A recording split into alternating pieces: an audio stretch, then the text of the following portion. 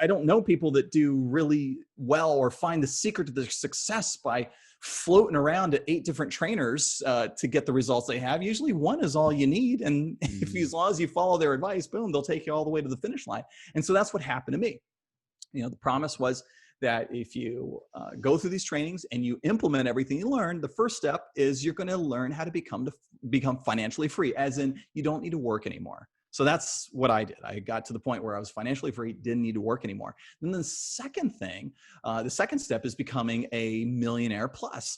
Well, I realized that makes a lot of sense. Once you don't have to worry about working, then you've got all the time and energy and effort in the world without the stress to be able to grow that so that now the money you're making is 7 figures or more.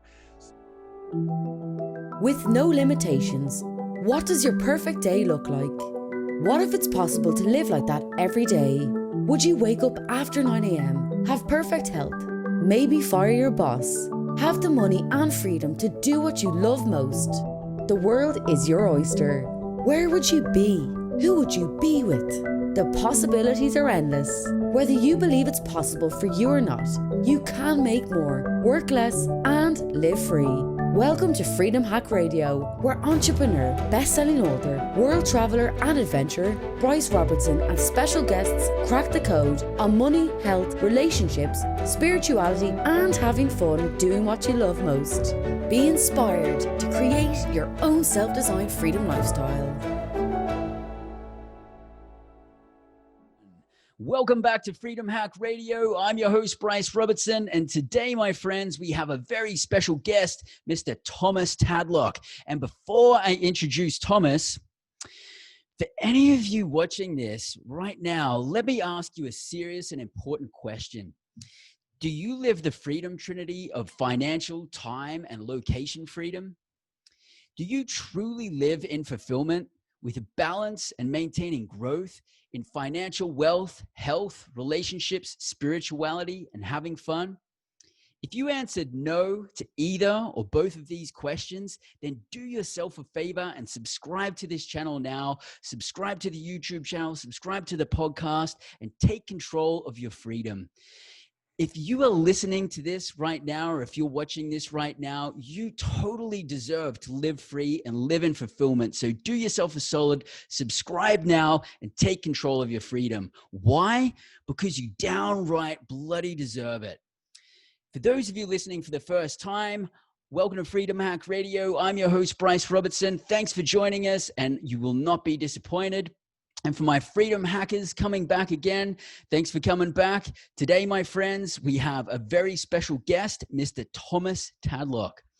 Thomas has become a successful investor in building businesses. In 2 years, he went from broke to financially free, retiring at the age of 36. He became a millionaire at 40 and a multi-millionaire at 42. Thomas is a best-selling author, media personality, and worldwide celebrity in his industry. He is one of the top trainers in the country and has trained thousands and thousands of entrepreneurs all over the world to become financially free and create passive income. He has shared the stage with business celebrities like Gary Vee, Kevin O'Leary, Kevin Harrington, Robert Havajak from Shark Tank, Robert Allen, Dean Graziosi, and Tony Robbins many times. And what I really like about Thomas is he's an all-out, 100% top effort kind of guy. Every time I see him, he's just going all out and showing up in his best self. And I just totally love that. High energy, high enthusiasm, always giving it his best shot. So it's an absolute pleasure to have you with us here today, Thomas. Thanks for joining us. Heck yeah, Bryce. The pleasure's all mine. Thanks so much for having me. And it's great to see you again. It's been a long time. I'd say it's been too long since last time we caught up a little bit. It has been, man. It has been. Great to have you here. And I gotta go here first. What's given you the most gratitude today, brother? My wife and I talk about it all the time. So a lot of people right now are suffering. We've had COVID rip through the entire world since early March. And Brooke and I have been looking at each other going, I don't know how we got this lucky. Maybe it's through our hard work, but there's definitely a lot of luck in it because our businesses have been thriving despite being locked down. Texas got hit really, really hard. We're one of the hardest hit areas in our country, in the United States. And despite that, despite being locked down, not going anywhere, we're still doing fantastic. We're thriving from a business standpoint. It's amazing. And we've also been able to find lots and lots of joy and learn some really cool activities despite all of that. So I'm really, really grateful that I'm safe. My family is healthy and safe. We're able to use distance learning, and we're not struggling financially one iota. That's awesome. You know, and I think these lockdowns have been an opportunity to shine a flashlight on ourselves and go, do we love where we live? Do we love the relationships we're in? You know, do we, you know, is it an opportunity for us to make a shift and change our trajectory? And talking about being locked down, let's wind the clock back a little bit to you when you were living in Long Beach in your 300 square foot apartment with your wife, Brooke, and you guys were flat broke. What did life look, smell, and taste like back then for you guys? Now, you must have saw a post that I put up on Facebook where I was showing a picture of my living room, which also happened to be our dining room and also happened to be our kitchen all at the same time. And it was also the cat's toilet, because I was sitting on a couch and right next to it, just because our apartment was so small, I think it was actually under 300 square feet. When I look back at it, it was really cramped. We had to put the cat's litter box next to our couch in the living room, and it was bad. So when I think back, and my wife and I, we do this very often. It's a common practice for us because this is what puts us into gratitude. We always play that trip. We always walk down that trip down memory lane, and we ask ourselves, do you remember when we had this tiny little apartment? And here we are in our lavish luxury home. We have multiple luxury homes that we have the pleasure and the luxury of being able to go in between. And we just look at ourselves and we realize, like, gosh, we were just absolutely thrilled back then. And to have all this now is just, it's unbelievable. It's so amazing that we have all this, but we were also grateful even back then when we lived in that tiny little shack in Long Beach. And we didn't live there for a long time. We did upgrade from a 200 or 300 square foot apartment to a 400 square foot apartment. It was a little better. We got to put the cat litter box in a different area of the living room, not next to the couch. It was still in the living room, unfortunately, though. It was so bad that I had to install a window shade from the ceiling to block the view of the litter box. So that way we wouldn't have to see the cat doing its business, but we could smell it. Eventually we worked our way up to not having to do that anymore. But it's amazing because I look back at it and I realize what a long way I've come. And from that, I always keep my memories of the past fresh, because I've always found that's where my learning really comes. I look back at what I really learned by analyzing my mindset back then, the things that I held true back then versus now. And in those little spaces is where I found my biggest lessons. And so going from then to now, one lesson that I've always carried with us is definitely the practice of gratitude, that it's hard to appreciate anything until we look back at what we used to have. So that's been a practice that my wife and I, we do it on a weekly basis, a couple times a week. We always constantly remind ourselves, do you remember when it was like that? Do you remember when we lived in a tiny little shack? Do you remember when we didn't have enough money to even buy the expensive salad dressing that you eat today? The difference between $2 and $7 was a huge deal for us back then. Yeah. Wow. And so you guys are like literally like carving time out to sit down and just reflect and just go, hey, it's a fun thing for us to do.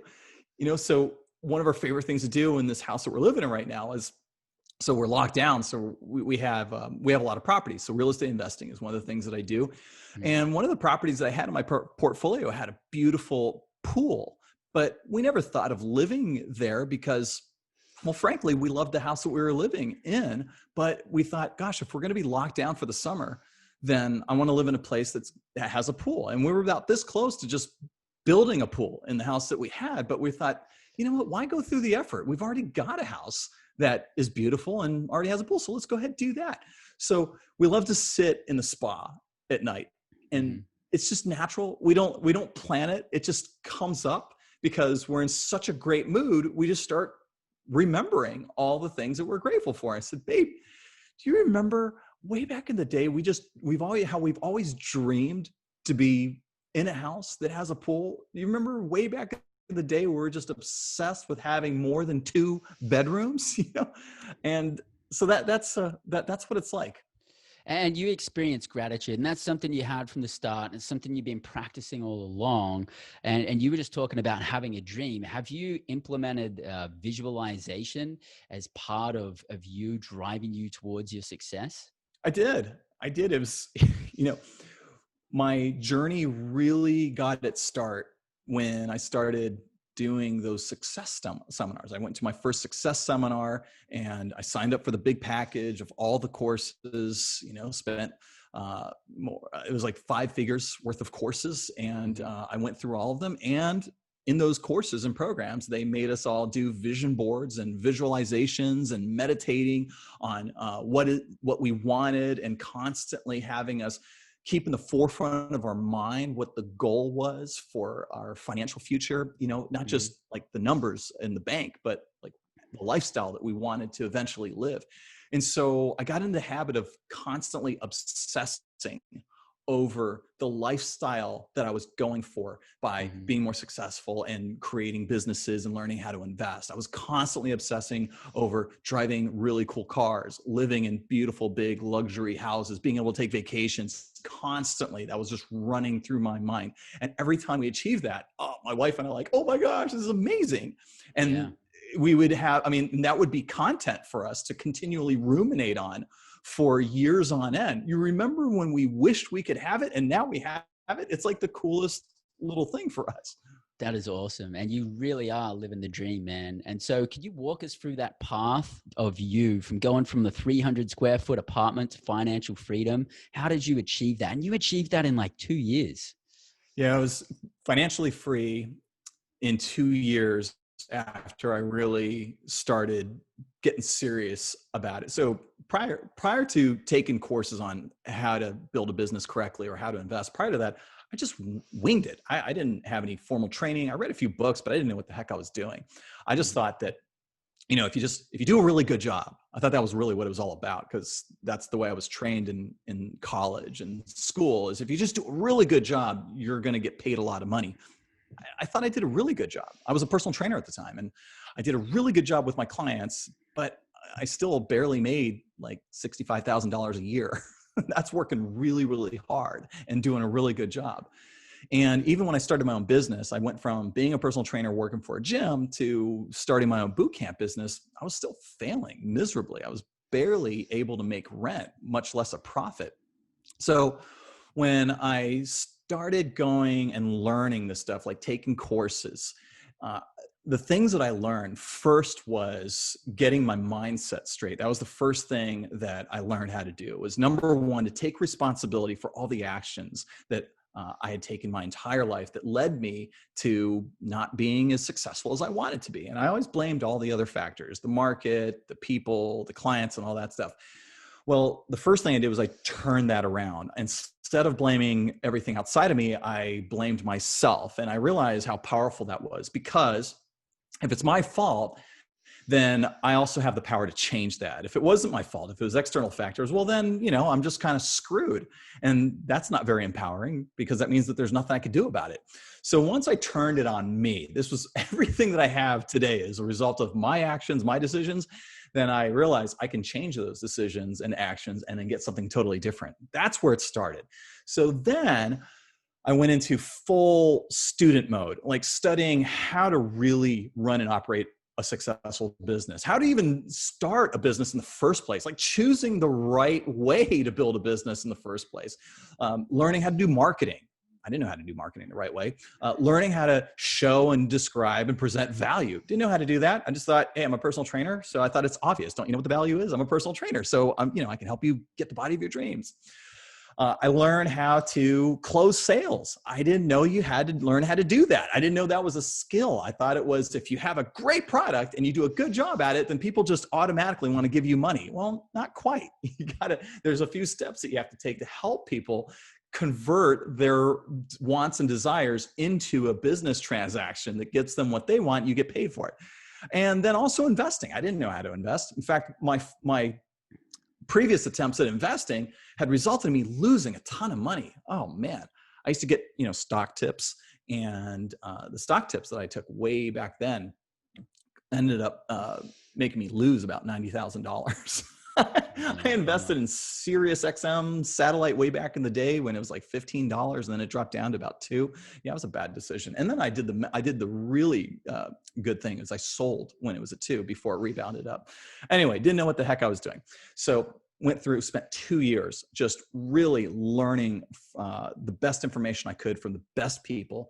One thing I learned was that I get way better advice when I am learning from somebody who is actually doing what they're learning. So for example, if I'm going to learn how to be a multi-million-dollar real estate investor, well, the person I'm learning from better have made millions of dollars in real estate. So I learned that was really important, because before that I was just getting tips from friends that have never invested in their entire lives. Same with business. If I'm going to learn how to create a 7-figure business, I better be learning from somebody who has created 7-figure businesses and continues to do that. So that was a huge, huge advantage that I had. So I'm going through all these courses, learning from these people that have done what they're going to hopefully help me do. And that was it, because then it was just a matter of me copying what they were doing and just doing what they were saying. And when I did that, I implemented everything. Oh my goodness. So one, I took my failing boot camp business from not even making a profit to becoming the largest indoor fitness boot camp in Orange County, California. I went from having only 14 members. So get this, Bryce. Here I am hustling as hard as I could, the best way I thought. The most I could get was 14 people to join my boot camp, and it was around $75 per month. So that's not a lot of money. It was costing me over $1,000 a month. Right? You were hustling to get like 14 people together. Yeah, right? I was hustling the way I thought I was supposed to hustle, which was just not working. I was turning people off. I was not really communicating in a way that they needed to see the value of my services and all that. Anyway, I fixed all of that. I got my marketing correct. I got my closing of sales correct. And then I went from having 14 people in my boot camp to over 1,500. I expanded from 1 location to 4 locations. And then eventually I sold all of that, because right around that time, I started learning how to invest. I was learning how to invest in real estate, learning how to invest in the stock market, and I was creating passive income streams as kind of little side spin-offs of my boot camp business. I was creating fitness content online and courses and programs people were buying. And I thought, gosh, I could just sell the boot camp business and not even have to worry about a physical entity anymore, because I had other trainers working for me. I had multiple locations, but you know what? When things really go wrong, well, guess what? I'm going to have to step in. So that made it a little hard for me to enjoy traveling, which at that point I was experiencing the luxury. I was actually traveling, but I was a little bit nervous because if, someone got seriously hurt, or let's say a building burned down, I'd have to fly back and end the vacation. So I didn't want that stress. And I realized I didn't even need that stress anymore, because I could just sell the boot camp, take that money, and just pour that money into real estate or building another business or income stream. And then it just replaces the stream that the boot camp was giving me. And then I could be totally 100% financially free and not have to worry about being anymore or having a physical location. And these trainings that you're speaking about literally changed your life. And I can totally, I'm hearing you and I'm feeling you at a granular level on that, because I literally went through these trainings myself at Peak Potentials and then later called New Peaks. That's where we met.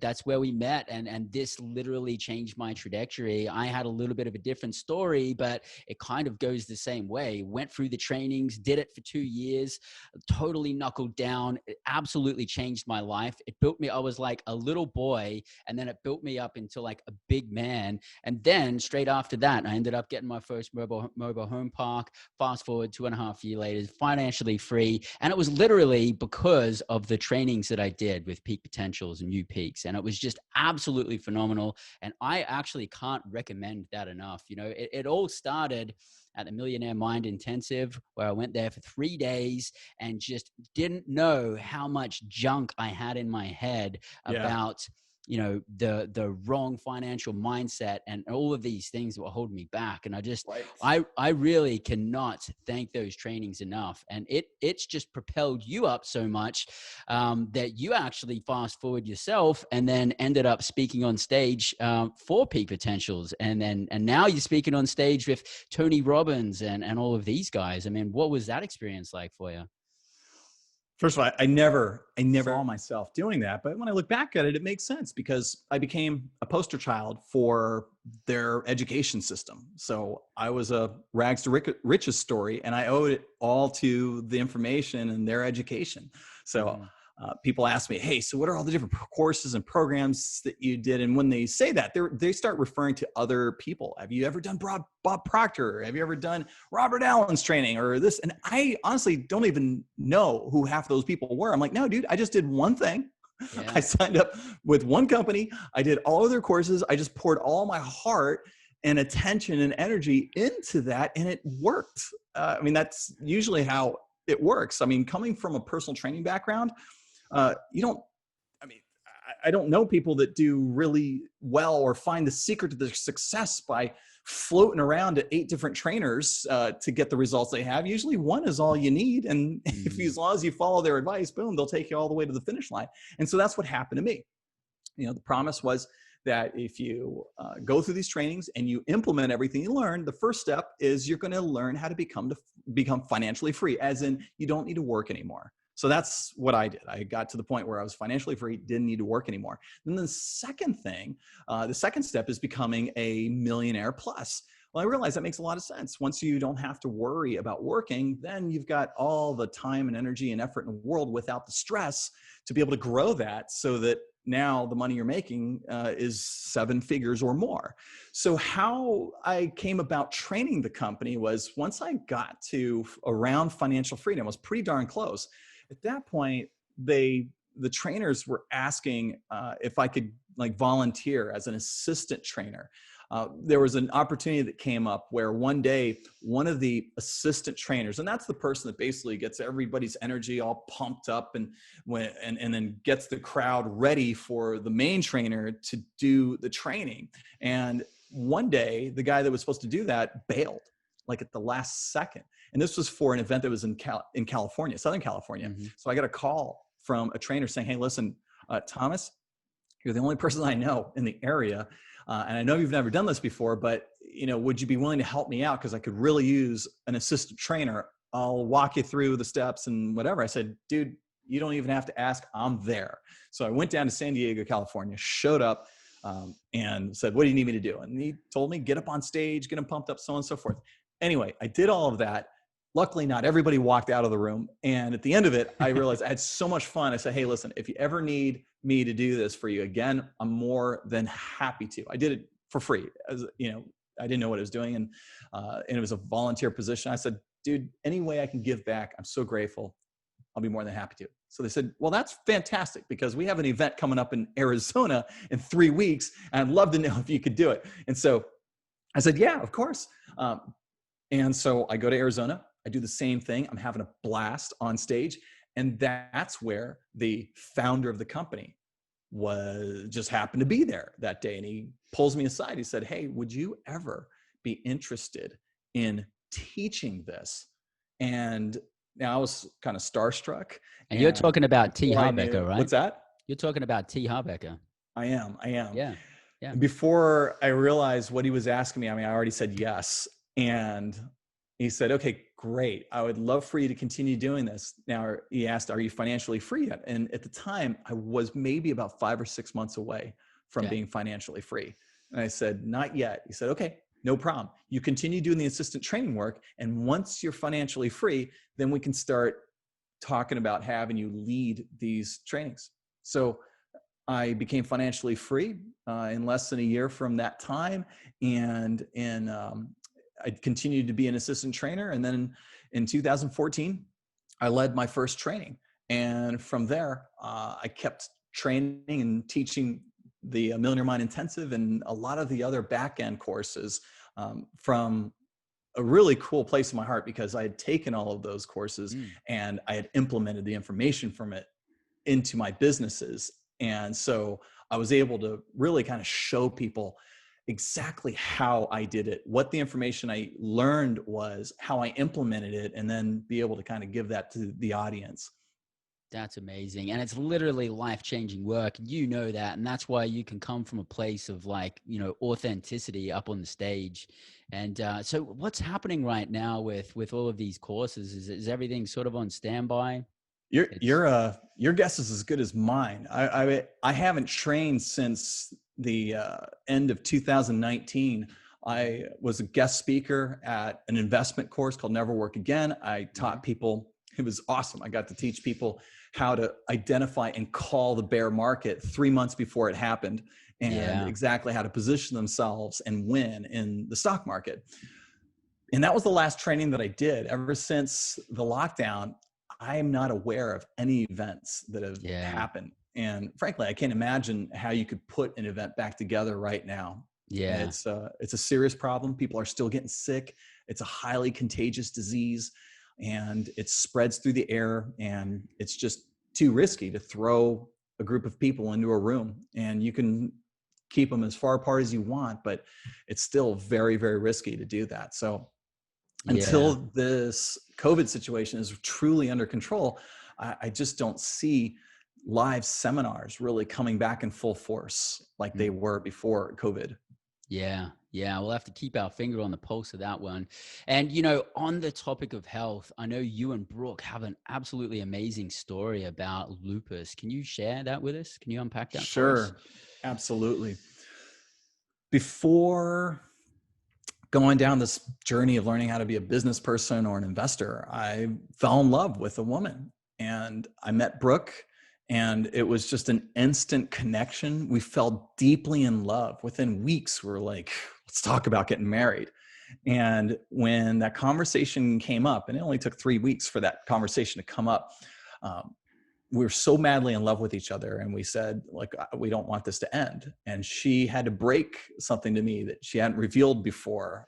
She said that I want you, before you ask me to marry you, I want you to really consider something. I have a disease, and it's a deadly disease. It's called lupus. And I've never heard of lupus before. And she explained it to me. She said, it means that I'm probably going to get very sick in less than 10 years.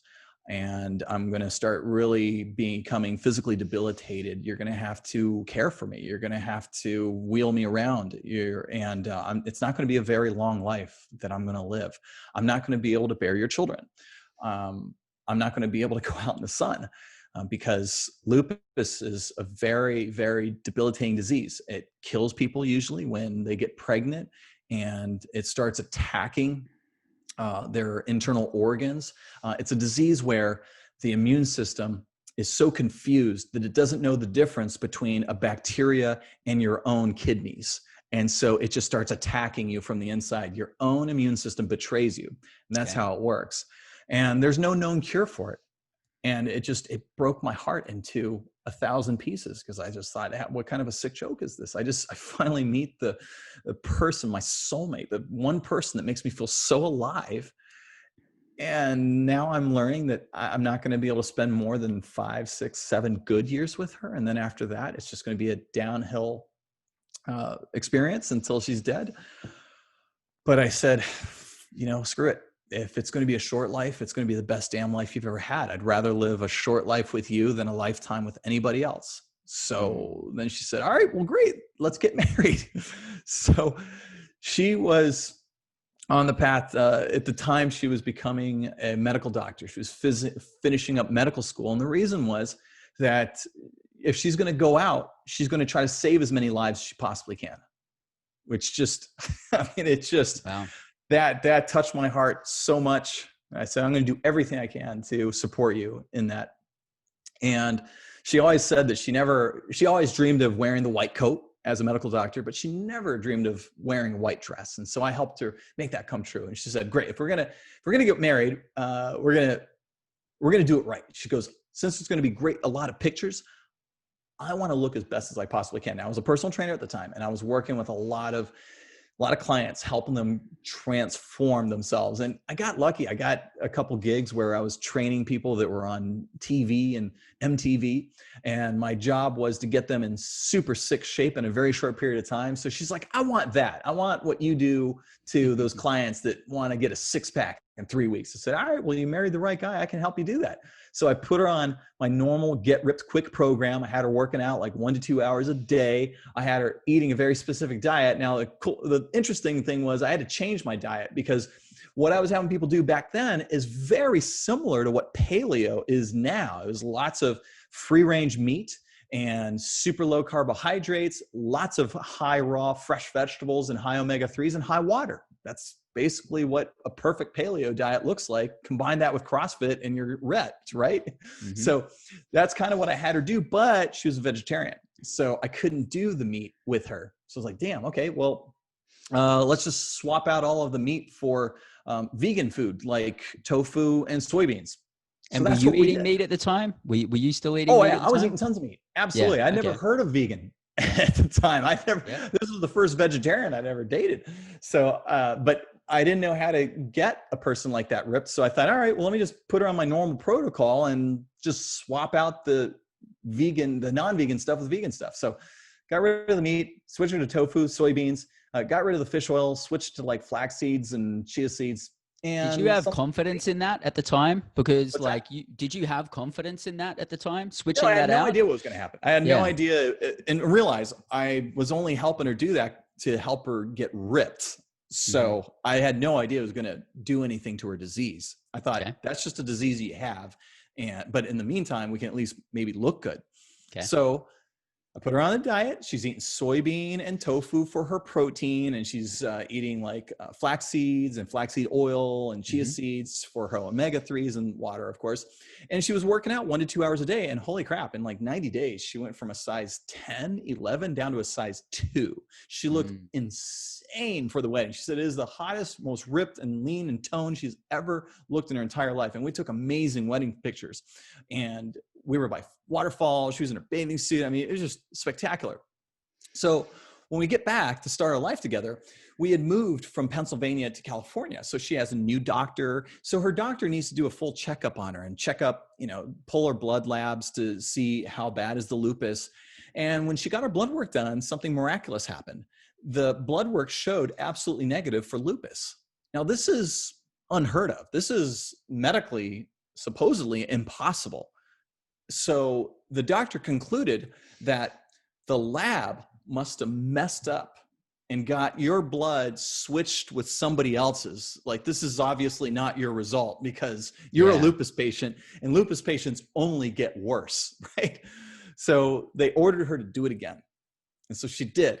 And a month later, she gets the results back, and holy crap, not only is it still no sign of lupus, but it's showing that she's getting even healthier, like her blood pressure is getting even better. And it's just like, what the hell's going on? So this is amazing. At this point, we never thought that we created a cure for lupus or anything like that. In fact, we thought our diet had nothing to do with this. We just thought that she's just really lucky.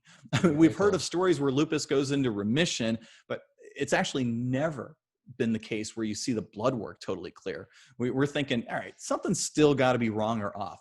Now, I told you earlier that she couldn't have my children because if she tried to get pregnant, if she got pregnant, that's going to be a death sentence. That'll kill her. It'll kill the baby, right? Really? So my wife has this conversation with me and she feels this urge. She's like, I feel like I need to get pregnant. I thought, you are crazy. What are you talking about? Why would you mess up a good thing? You've never been healthier. I don't know how long you're going to not have lupus, whatever that means. So why would we do something like having a baby? And it was bad. Like, the family started freaking out. Like, you got to imagine her parents had to sit there and watch her go through 2 years of chemotherapy to try to put the lupus into some form of remission. You realize what they do is they they think, all right, so the problem is with your immune system. So you know what? Let's just destroy your immune system so it can stop attacking you on the inside. But that makes you vulnerable to real threats, like viruses and bacteria, stuff like that, infections. But that's what she did. I mean, 2 years of chemotherapy, they went through that. So you got to imagine your daughter going through something like that. And then now she's like, hey, I want to have a baby, right? You just want to smack her in the head. So her mom freaks out. She's like, I'll have the baby. I said, no, you will not. So I'm going to say that we had a long conversation about this, and women have ways to convince men to have babies. And so after a long conversation on a red couch, she got pregnant. And so now everybody's on high alert. She goes to the OB, and the OB is like, oh, hell no. You are a walking dead woman. I am not going to work with you. And she's like, wait. Come on. I need an OB. Like I might have a history of lupus, but I need an OB. She's like, I'm not touching you unless you go to a high risk OB. And if the high risk OB says it's okay, then maybe I'll work with you. And so she goes, fine. So she sends her to this high risk specialist, and this specialist that, works with people that have lupus and these horrible rheumatic diseases. She looks at her blood work and she goes, you're the healthiest person who's ever walked in my office. You've got nothing. You have nothing that I have to even worry about. You have no disease. Get the hell out of my office. So Brooke goes back to her regular OB and says, hey, look, I got this little piece of paper saying that I've been kicked out of the office. So I guess I'm okay. And so the OB reluctantly took her on, and 9 months goes by and we have a perfectly healthy baby boy, Solomon. He's born. Brooke has a C-section because he was born butt first. You can't deliver a baby like that, so you got to pull him out, and that's on him. That's not on her. So she has this C-section, and she's like on her feet walking like the same day. And not only that, so she gained over 30 pounds to have this baby. She delivers Solomon. Solomon's only 6 pounds, and she loses all of her baby weight that she gained. She loses that in like 9 days or 11 days, it's like 9 to 11 days. And she's like right back into fitting into her skinny jeans. Like, what the hell is going on with your body? This is insane. I have women that are training with me that have been working out for a year to try to lose the 20 pounds that they gained from having their first baby. And they're still having trouble with that. And then here you are, you lose it and just like that. And so that's when we really started to pay attention. What we must have done something's very different with her body. So that's when we hit the books. So Brooke and I hit the human biology books, and we started really studying nutrition. We didn't know anything about plant-based eating or anti-inflammatory eating, none of that. We just looked at what the hell did we do? And we realized something about our diet had a role in this. And so we started looking at the ingredients, everything that she ate. And what we realized after a year and a half is that we had accidentally created the most anti-inflammatory diet that you could ever put a person on. And lupus is an inflammatory disease. So we literally killed the inflammation. And we did it in such a huge way that it reversed an irreversible disease. That's awesome. That's when we realized we did something amazing. Brooke went on to have her second baby. It was flawless, just like the first one. Her pregnancy was flawless. The disease never came back. There was no sign of the disease that came back. It was absolutely gone. A lupus patient cannot be in the sunlight because that will cause a flare-up. Brooke spends hours and hours and hours in direct sun, and she has been for years. One of her favorite vacations is cruises. It has not brought the disease back. So that's when we knew we had completely destroyed this disease. Another thing that happened was after about 7 years of being lupus-free, disease-free, when this is the point when we really knew it was gone, is her insurance premium, which used to be close to $1,000 a month. Gotta imagine. Crap. Any insurance company, oh my God, is going to be forcing a patient to pay a lot of money if you've got lupus, because lupus costs insurance companies $50 to $100,000 a year. Okay. Wow. Yeah. So it's going to be expensive. The insurance company said, as far as we're concerned, you don't have the disease. So her insurance premium went from close to $1,000 down to the same as mine, $120 a month. Boom. That's when we really knew it was gone. When the insurance company says you don't have a disease, you don't have the disease. That's amazing. And then so let's dig a little bit deeper on the types of foods that really had the high impact. You know, before when you were saying flaxseed oil, I believe it was the Mayo Clinic that had a flaxseed oil and cottage cheese, and then they did that to attach it to a protein, and that's like a cure for cancer.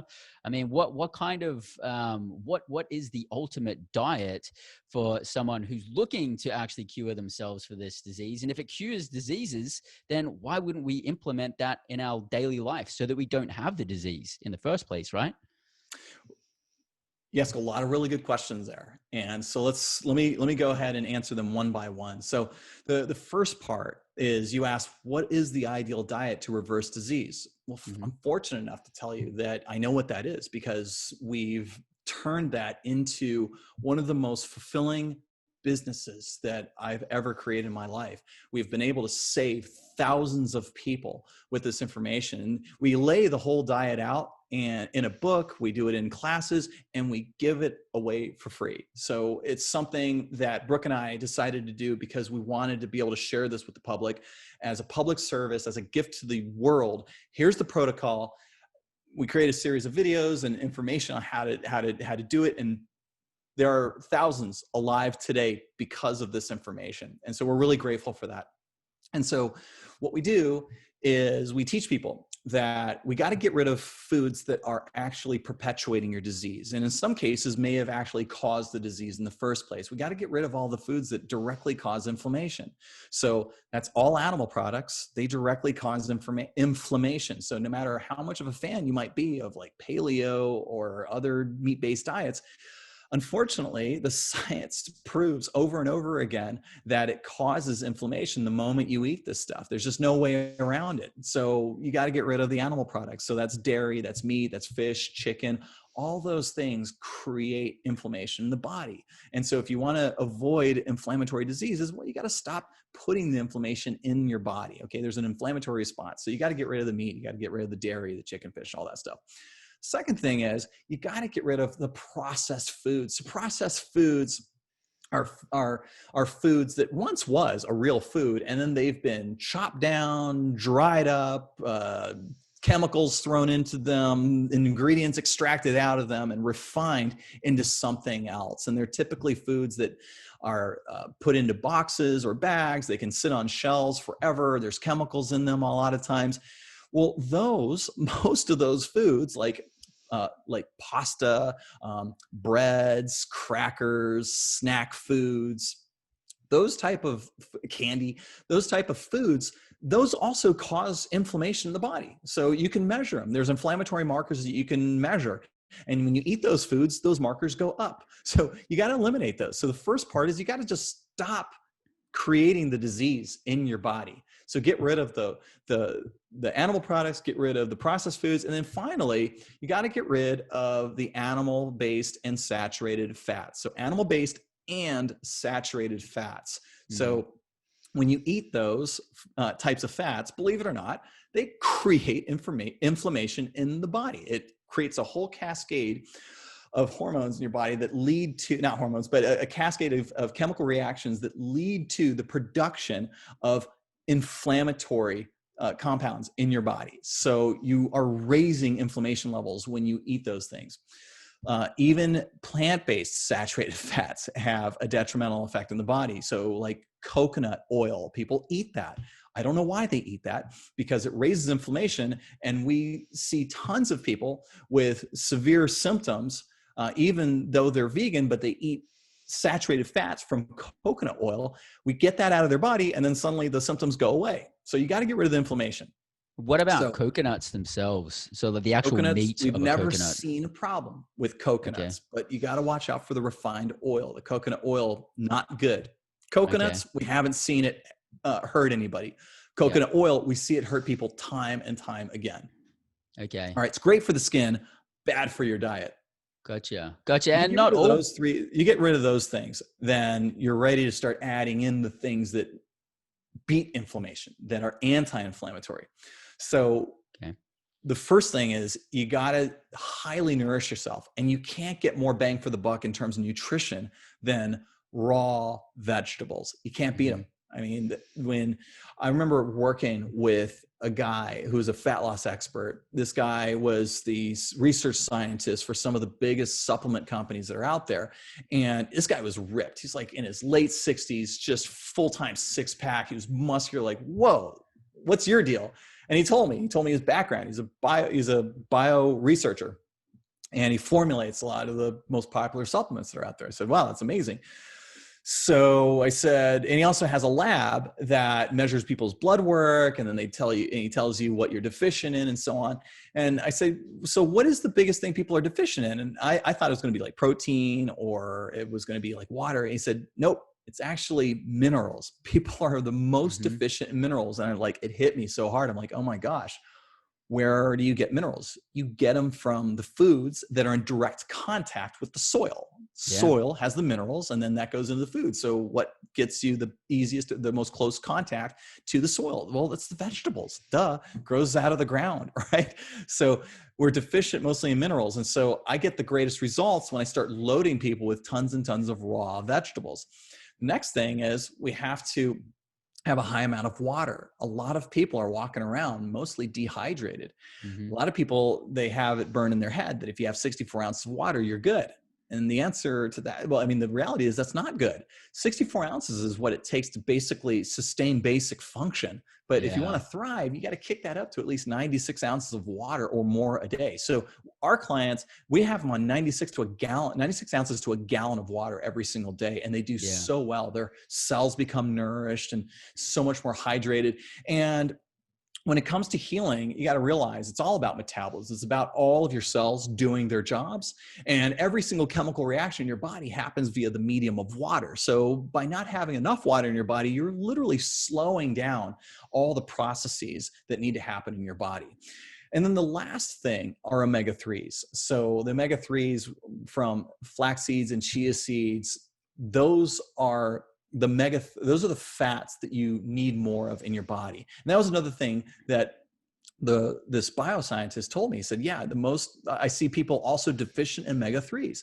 And why that's important is because the omega-3 fatty acids, they are the raw materials for the cell membranes of every cell in your body. So omega-3s, you got to think of it this way. He said visually, omega-3s, when they make up more of the materials in the membranes of your cells become very fluid, and they need to be, because when they're made up of mostly omega-6s, they're very, very rigid. Now, why that's a problem is because your brain and different glands in your body are sending out chemical signals all the time to tell certain cells in your body to do their job. Well, they won't do their job if they don't get the signal. So if a cell is like really, really rigid, the way cells kind of communicate is with like a lock and key mechanism. So, your body will send out a messenger, like a molecule that acts as a key, and it has to actually get inserted into the keyhole in a cell, and it's got to actually dock and fit. We call that docking. And then the cell does its job. Like, for example, people that struggle to lose body fat, well, they can only lose body fat if their fat cells oxidize fat. But the fat cells need the signal to release the fatty acids. If they don't get the signal, so oftentimes you've got these messenger chemicals, these molecules that are trying to tell the fat cells to release fat, and they're bouncing right off of them because the fat cells are too damn rigid. They're not actually docking with the signals. So we need to make them more fluid and flexible. So imagine you're like a blind guy trying to put a key into a keyhole, right? How many times do you have to stab it before it actually goes in? Well, imagine if the keyhole were flexible. And so when you hit the side of it, the hole starts to bend and kind of like funnel your key into the hole so that you can get it in. That's kind of what's going on. When you supply your body with omega-3 fatty acids, you allow your cells to function way more optimally. So that's all of it in a nutshell.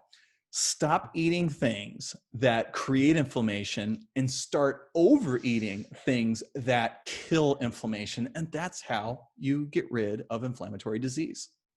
And because even like small illnesses have some component of inflammation too, don't they? I mean, like that happens inside of our body, right?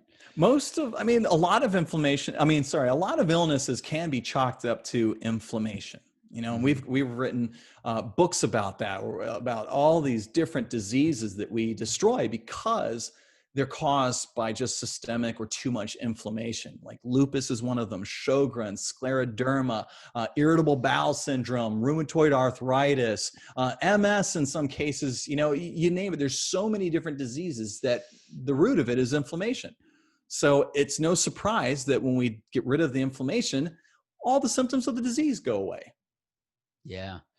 Yeah. And I think it's interesting, if we wind back the clock 200 years ago and we go grocery shopping, it's like, it wouldn't have even been that hard to find healthy foods, I mean, of course there was still the meats and everything like that.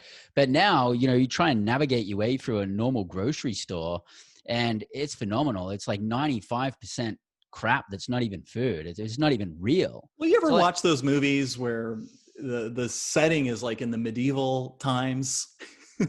Even the Western times, right? Way back in the 1700s, 1800s, 50s.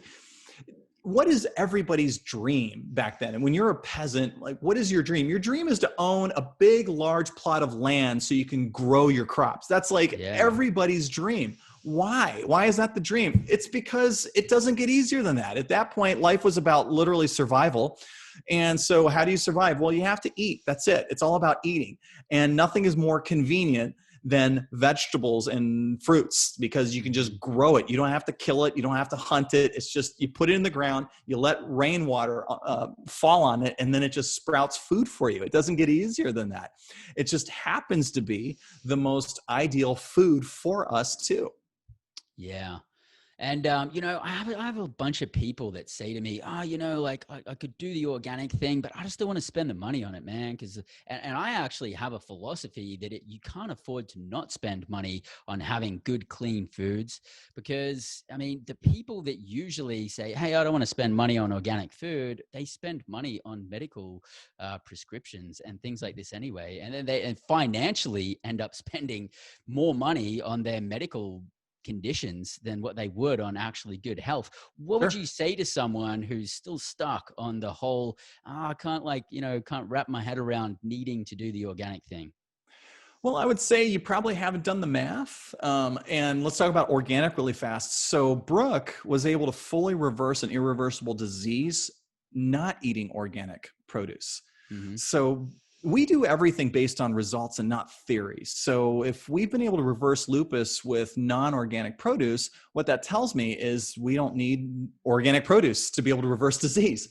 And if we don't need organic produce to reverse disease, like to completely bring back someone who's got a death wish into optimal territory, well, then maybe non-organic is not nearly as bad as we fear or think. So it's not really about organic. Now, we buy organic just because we have the pleasure, and I just don't like the idea of having pesticides, and I have the financial freedom to be able to buy those. So you don't have to do it. It's not a necessity. We've been able to do amazing without organic food. So that's good.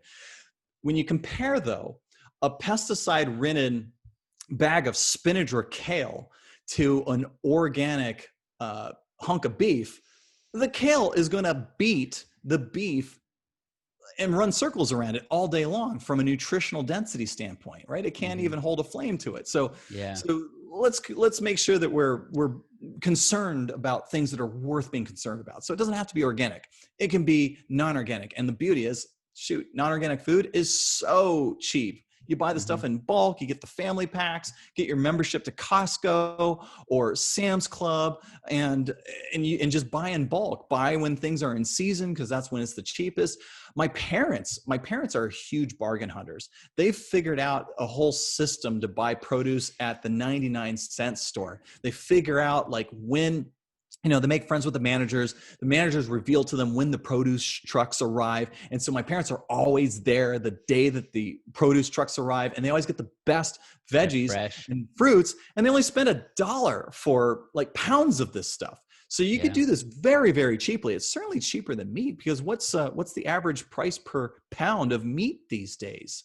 I mean, isn't it like I'm not sure. I don't buy meat, so I wouldn't have a clue. I know. Yeah, I wouldn't know. I think it works out. And then from a nutritional standpoint, well, unfortunately, you can't live off of meat alone. You'll die. You're missing some very crucial and essential ingredients from that you can't get from meat, but you can live off of vegetables and fruit forever. I mean, Yeah. we've kind of proven that by being vegan. Well, not dead yet. In fact, we're thriving and reversing diseases. So it's beautiful that I think it's actually cheaper and it's far more nutritious by switching into a high raw food vegan diet.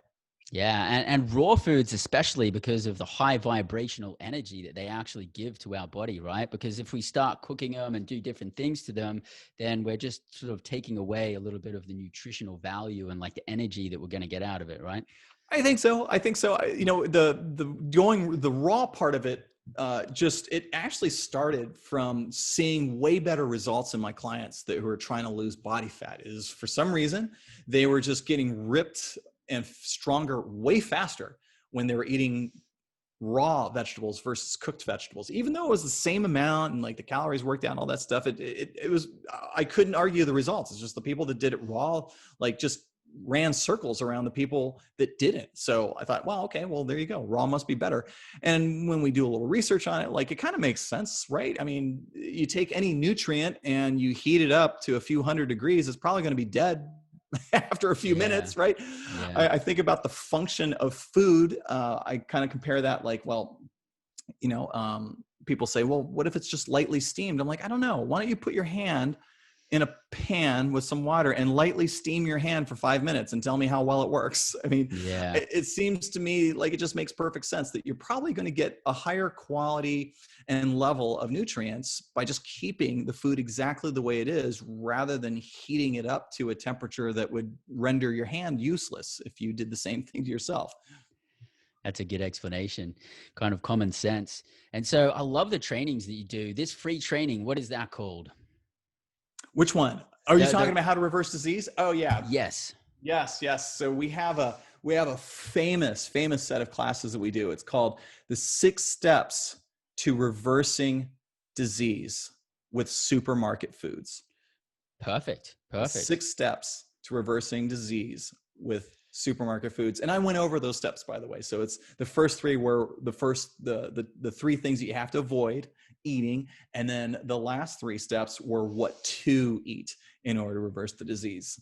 Awesome. And so so I'm going to have every 2 months we open that up for free. Usually people pay $47 to get those classes, and every 2 months we open them up for free for a week. So anybody can get those classes. And it's also the same information that we put in our best-selling book, Goodbye Lupus, which has the whole protocol laid out. So if someone is in such dire financial straits that they can't even afford the book, no problem. Just hang on for a couple more weeks and then they can watch the classes for free, which is based off of the book. Same information.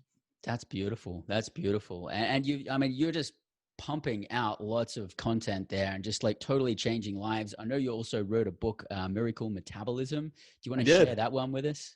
Yeah, Miracle Metabolism is the companion to Goodbye Lupus. So it's the whole book on how I got people ripped, including my wife, but did it in the way that turned out to be a miracle cure for autoimmune disease. So I dive a little bit into the story of how it reversed Brooks' lupus, and the full book on that is called Goodbye Lupus. I spent a chapter talking about miracle metabolism because it's important that we have the context, but I show people how to use the same nutrition strategy that helped reverse a disease to maximize fat loss. Because when you put someone on the same diet that we use to reverse autoimmune disease and you combine that with huge amounts of fat loss exercise, holy crap, the results are insane. People triple or quadruple the speed of fat loss when they combine those 2 together. And then I also show people how to change up their diet so that their body and biology supports muscle building faster. So I teach people how to build muscle on it. I go through a famous experiment that I did where I built more muscle in 4 weeks than I had ever built in years of training and trying to put muscle on, eating hundreds and hundreds of grams of meat protein. I was able to show people how to build the same amount of muscle in a fraction of the time, eating half of the protein, but from plants instead. And then I teach people how to turn this into more of a maintenance lifestyle. So it's easy to have a nice, fit, strong body with as little effort and energy possible. That's perfect. That sounds awesome. Yeah, and is it because of Miracle Metabolism that you ended up on the cover of Vegan Fitness Magazine? I believe you ended up on the cover twice, yeah? I did. I can't even, I've been in that magazine more than once. I know I was on the front cover twice. Brooke's been on the front cover at least 3 times, and we've That been is so featured in awesome. articles within it many, many times. So that all came about when I first went vegan, and I finally had success building a body on a vegan diet, like really putting on muscle and building strength and getting ripped. It took me a while to learn how to do that, because the rules on how to do that nutritionally on a vegan diet is a little different than when you're eating meat. Mm-hmm. You actually have to go and work out more often because you can. See, when you're on meat and you're increasing inflammation, it actually, you have to spend more time resting in between workouts. But once you get rid of all the inflammatory food, you can actually work out about 2 to 3 times more often, just as hard, because you recover Really? so much faster. Yeah, it's pretty insane. And that explains why we're able to build muscles so quickly doing that.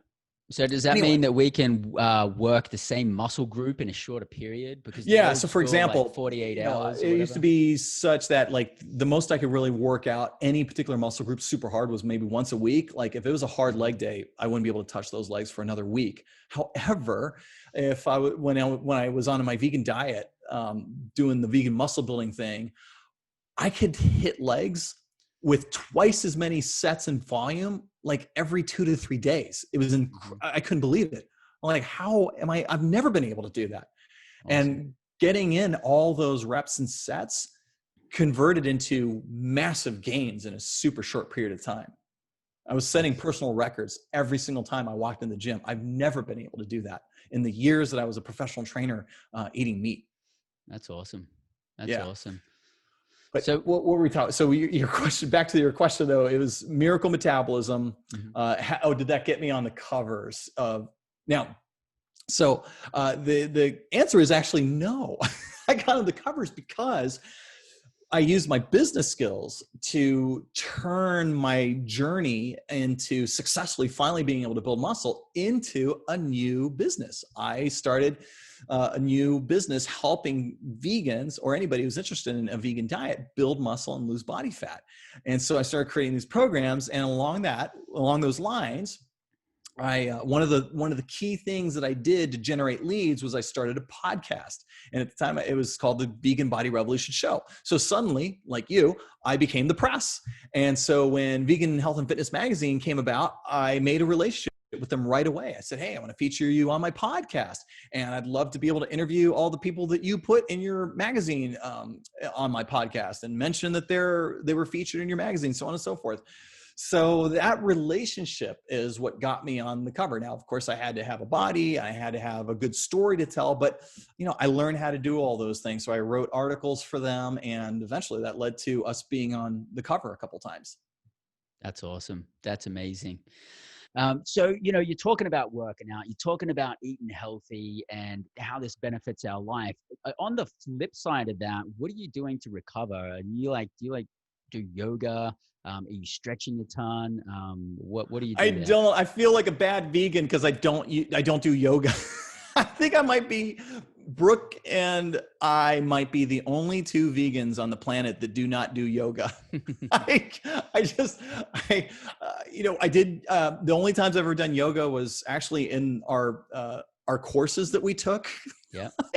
We did yoga there because they made everybody do it, and I enjoyed it, and I never did it again after that. I don't, what I do to recover is simply my diet. It's just, I don't eat a high amount of inflammatory foods. So I just recover quickly without doing anything. So that is beautiful. I don't have to do yoga. I know a lot of people do yoga also to relieve stress. I don't have a very stressful life. And I live a very, very comfortable and luxurious lifestyle. So I don't have a lot of stress in my life. I've got so many things that are constantly going well for me. So it's hard to be sad. It's very, very difficult for me to be sad. So for those reasons, I don't do yoga. Beautiful. And I mean, you're performing your A game. Like every time I see you, you're always crushing it and taking names and providing Thank you. massive value. And I love that about you. Do you have any daily rituals that like really keep you online? Can you share those with us? I don't. It's so funny. I get asked this a lot because, and it's so funny because when I watch interviews of other really, really successful people, and they all have these really cool rituals, you know, like I get up, like, the last guy that I loved watching, he's a great friend of mine and he's a multi-millionaire himself. His name is Sam Bakhtiar. He's the founder of the Camp Boot Camp. He's just an amazing individual. And Sam, he would always inspire the hell out of me because he'd get up. I knew him personally. I'd watch him do this. He'd get up at 3:30 in the morning and he would start his workout, his visualization, his meditation, and just like me time. And like before 7 o'clock in the morning, he like already had this massive start to the day and he's like gotten all this stuff done. I'm like, wow, that's insane, right? And I do none of that. I get up, right now we've got school. So I get up at 7:30 in the morning and I'm basically a slave to my children. I get up and I make them their smoothies in the morning and I sit there and I force them to drink it. No matter how much they complain. I'm just like a grumpy ass pissed off dad because I'm like, I don't want to be up this early, but I'm up because of you. And the least you could do is be grateful. God damn it. You know, I made this nutritious meal for you that's going to keep you healthy and strong. And then I make coffee for my wife. We have this awesome like coffee machine, this Jura coffee machine. It's like, you know, this $2,000 coffee machine. I make this beautiful, perfectly made cappuccino, vegan cappuccino, this almond milk, this thick foam, and this like really nice Italian coffee and just stirred to perfection. And I do that.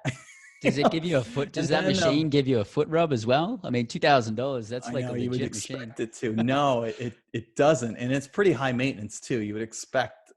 I mean, maybe that's what you would expect out of a $2,000 machine. I don't know. It's got things that are expensive are high maintenance, I think. But no, it doesn't. I don't have a routine. And in the summertime, I just sleep.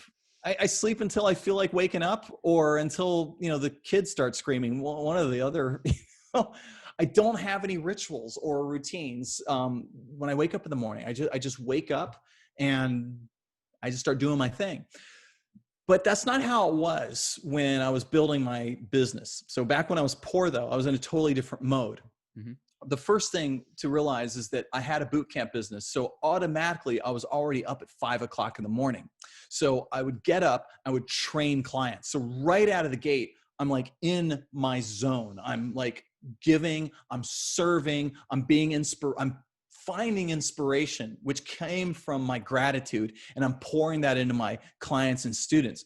So after training 2 classes in the morning, that you could say is my ritual, because for everybody else who doesn't have their own boot camp business, in order to create that, you would have to work out yourself. You would have to meditate with your eyes closed. You would have to say affirmations.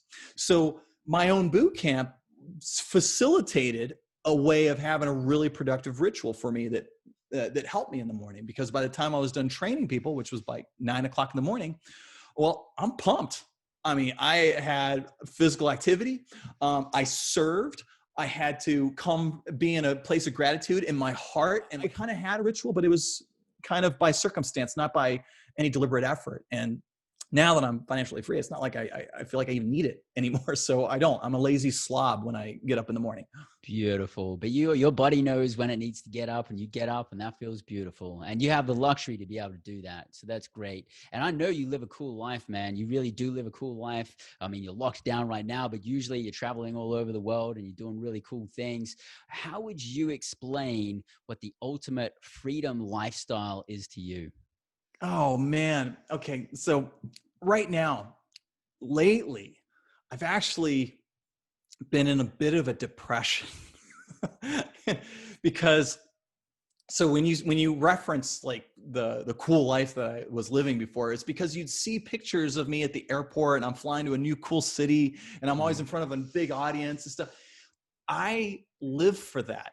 Like teaching is in my soul and my heart, and going through all these courses helped me discover that. I love teaching and the energy and helping people and just inspiring people so much. So for me, going to a new city and getting on stage in front of a few hundred people, that was my high, and that was keeping me high. And so I didn't realize how much I needed that until I wasn't able to do that anymore. So wow, over the past several months since, well, last seminar that I trained was December of 2019. So where are we now? It's August. yeah, Past 8 months, I haven't been able to travel or do that. And I have found myself really struggling to be, I don't know, to find something fun to do.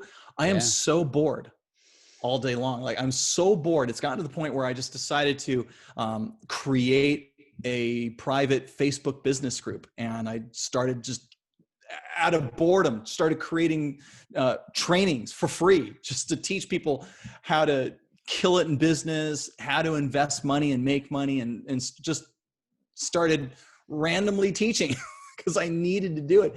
So I'm finding right now it's actually a hard thing. I think it's being able to live a really fun, cool lifestyle actually takes effort, because lately sitting around watching whatever movie I want, playing, I got into video games. I never played video games before. And I would play video games and I would feel like a piece of crap afterwards. I don't know why. I just feel like empty inside. I'm like, this sucks. Whatever this is, I don't like it. And I remember I was so bored. I decided I have a whole bunch of extra money. So I decided to buy a really cool, another exotic car. I have an Aston Martin, and I was so bored. I bought another Aston Martin.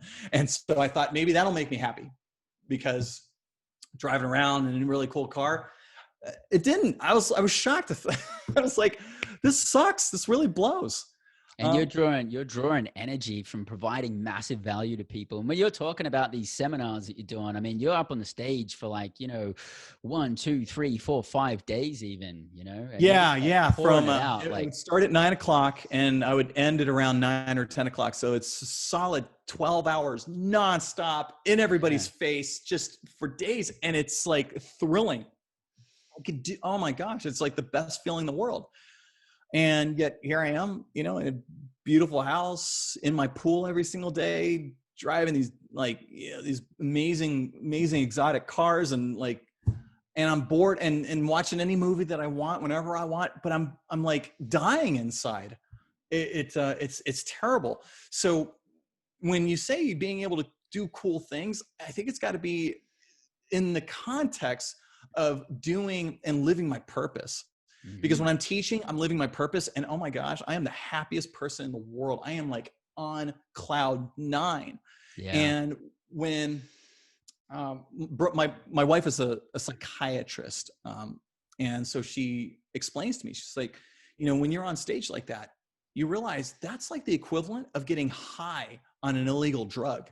It's that much of a rush. Stimulation. Yeah. And when, just like with a drug, when you take it away, you'll go through withdrawal. And sometimes that can turn into depression, or you can start exhibiting symptoms of depression. And that's what I'm feeling right now.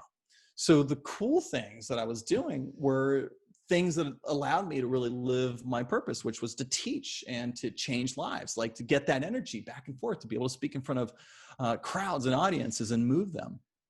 Yeah, that's amazing, man. And I'm looking forward for it to all get back to the point where we can do these things again.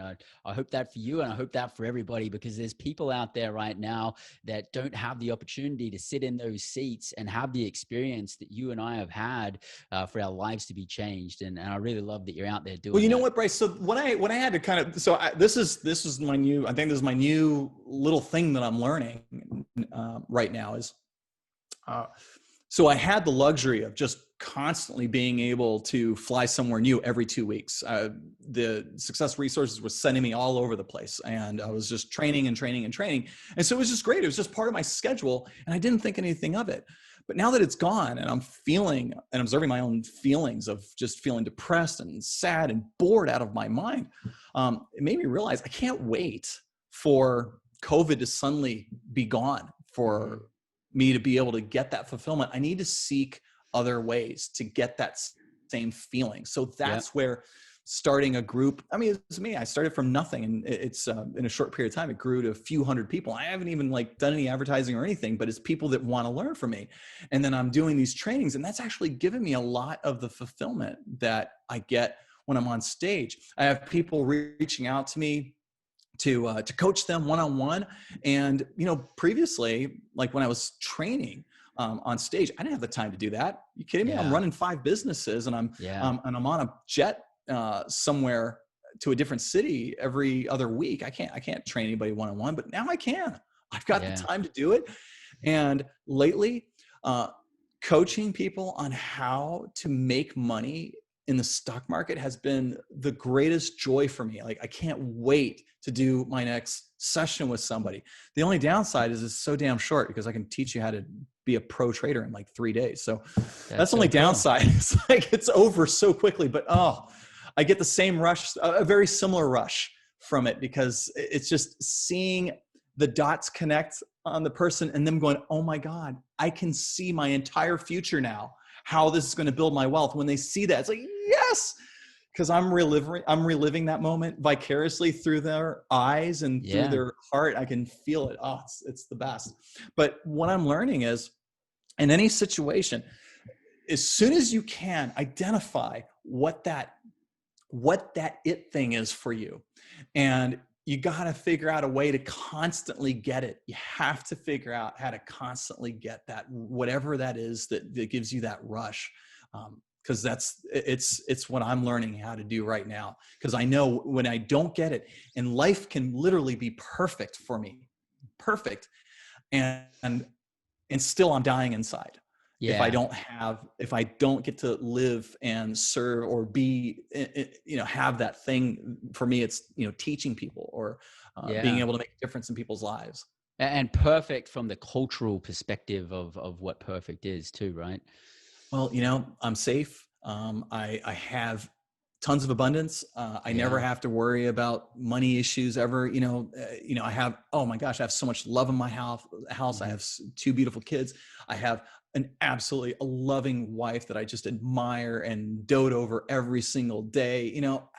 I've got all of it. I've got it all. Yeah. But even despite all of that, I can still feel absolutely depressed and sad, because what I'm missing is the part of me that needs to be expressed, which is my purpose, my teaching. So I'm learning other ways to do that using technology.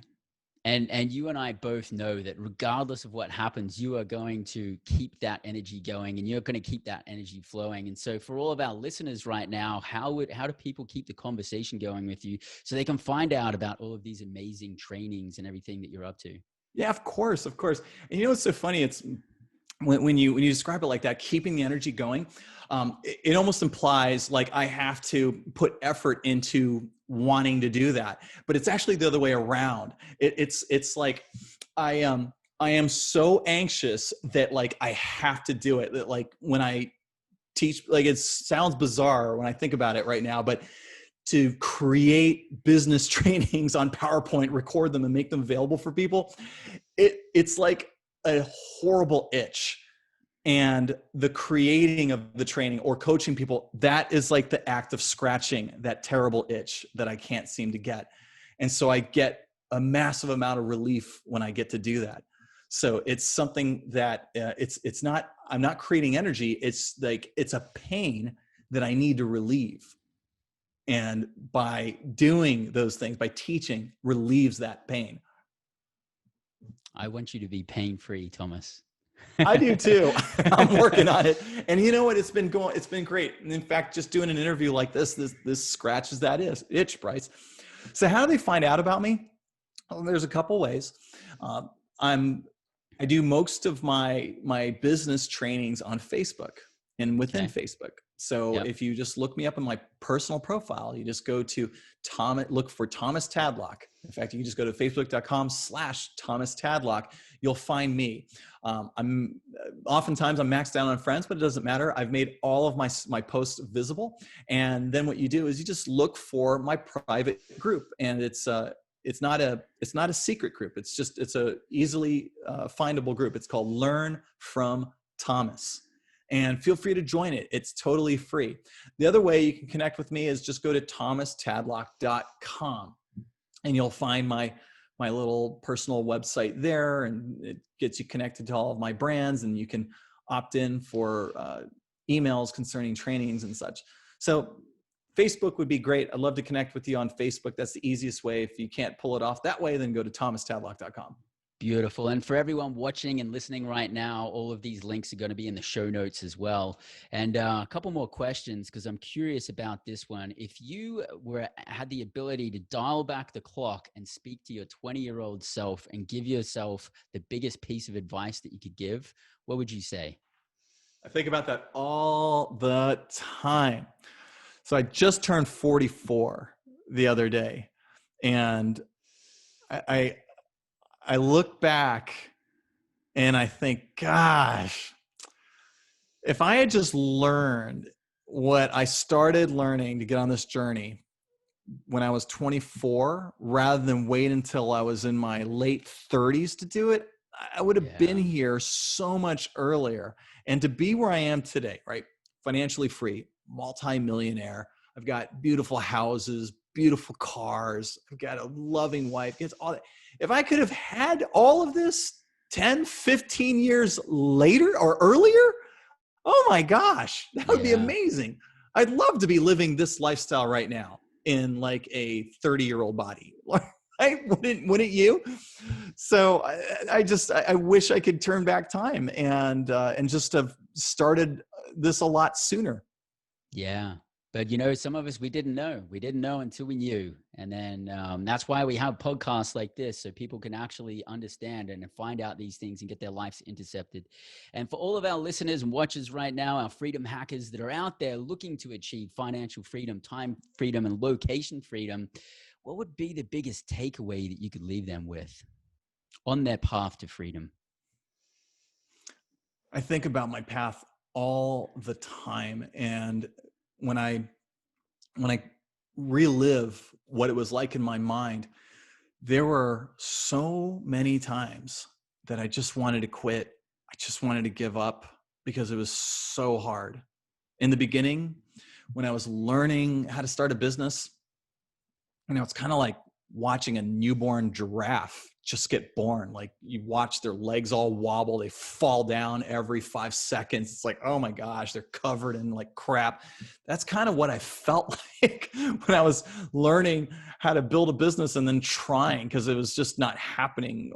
I wasn't understanding marketing. It was just, and the time that it took, because I was trying to build a business while also make money and survive.